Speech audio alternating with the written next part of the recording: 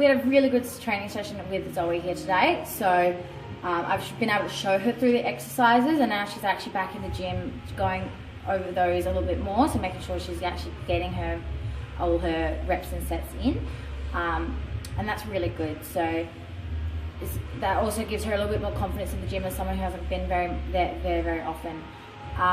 So the other thing, Zoe was very fortunate, so she didn't have many medical conditions, but it's something we really need to factor into how you train someone. So I'm going to talk about 3 main conditions. We've got asthma, hypertension and arthritis. So all 3 of these conditions, it's really important that before you start exercising that they've had a doctor sign them off and said they're actually physically capable of doing so. We don't want to cause future injuries or make a situation worse. We're also not doctors ourselves, so we're not qualified to clear them ourselves. So we do need that them to be cleared that way.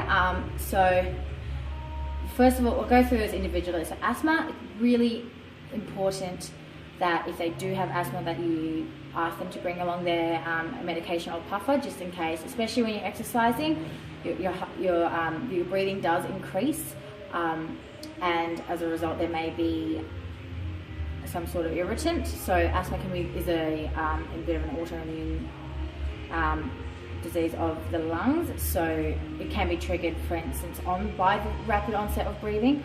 But it could also, if we're training, for instance, outside, you might have pollen or dust which irritates the lungs and the bronchioles. So really important that when you're training them, you're actually watching their breathing. If they are starting to look out of breath, and not just because they're puffing, which obviously when you do work out happens, but they are actually struggling to get breath in.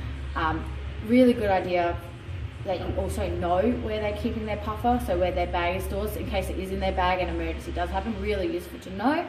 And just watching. So it's not a bad thing to exercise with asthma. You've just got to monitor the situation.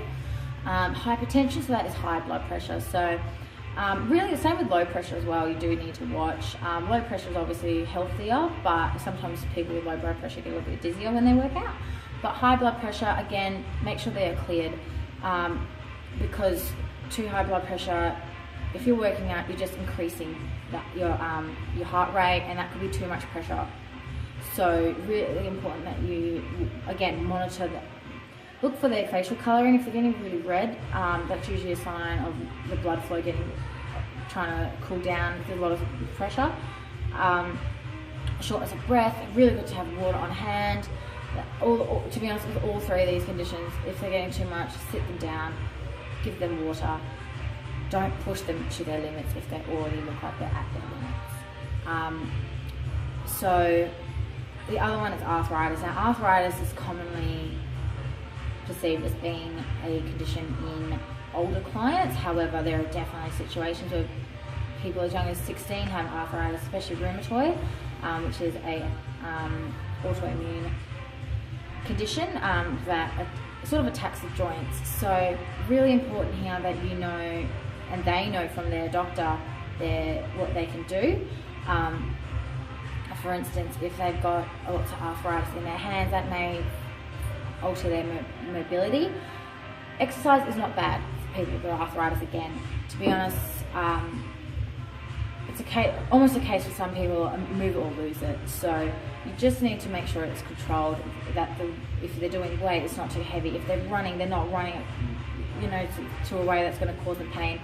Obviously, when you're working out, sometimes it does hurt. It hurts even the most mobile people, but that's almost a good sign. If they're doing it, good on them. They're doing a 30-kilo squat and they're coming up and down and it's starting to burn. Like, that burn is a natural thing, but you don't want that burn to be a burn of pain. So it's really important that that is controlled. If they report that it is starting to hurt a little bit, you need to stop, modify the exercise, and do different intensity levels. So a really good one as well, especially around arthritis in the knees, is cycling, because that's a bit lower intensity in that you're not using gravity as much. So there's always alternations, and it varies from person to person. So just as long as you're keeping an eye on your client at all times is really the most important thing, and you shouldn't have too many issues. And listen to them. All right, thank you.